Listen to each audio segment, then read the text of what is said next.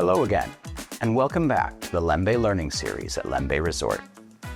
In this episode, I'm going to share some more underwater photography tips and techniques. Today, we'll continue the discussion we started in our previous photo tips episode about backgrounds in macro underwater photography by covering more advanced creative background techniques. In episode 6 of the Lembeh Learning Series, we covered techniques for achieving blue backgrounds, black backgrounds, and colorful blurred backgrounds in underwater photography. In this episode, we'll explore using colored lights, artificial backgrounds, and motion blur to achieve a variety of other background effects. Colored lights can be used to create unique lighting effects on both the subject and the background. This can be done using either a strobe or a video light, and we like the backscatter color filter system as it's easy to swap between a variety of colors and is compatible with both the macro-wide 4300 video light and the mini flash. When choosing which color to use, consider the color wheel.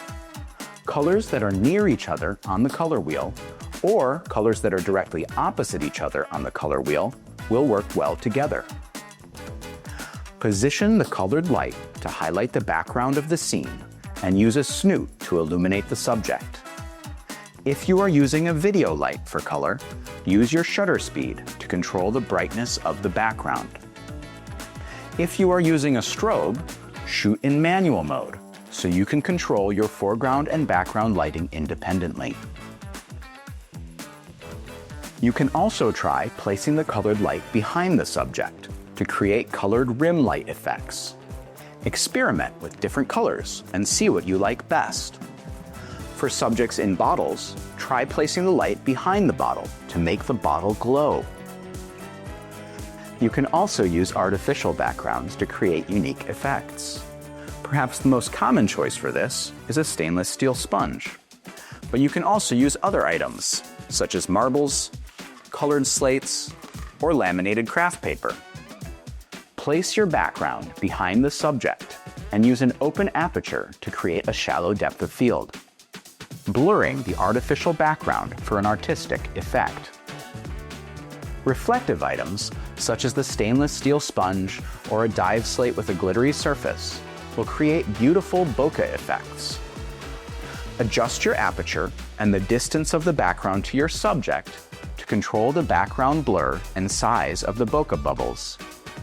The steel sponge will have a silver color if shot using normal white light, but you can create colored backgrounds by using the steel sponge with colored lights, or by using a colorful glittery background and white lights. This photo was shot using 4 different lights. One behind the bottle to make it glow, 2 different colored lights illuminating a steel sponge in the background, and a white snoot light to highlight the main subject. The last technique we will discuss today is using motion blur for creative background effects. This technique uses a slow shutter speed and intentional camera movement to blur the background, while a strobe illuminates and freezes the subject. First, by using a snoot or inward lighting, position your strobe so it illuminates only your subject. Then, slow down your shutter speed. Anywhere from 1/10 of a second to 1 full second can work well. Take the photo and simultaneously move your camera slightly to create background motion blur.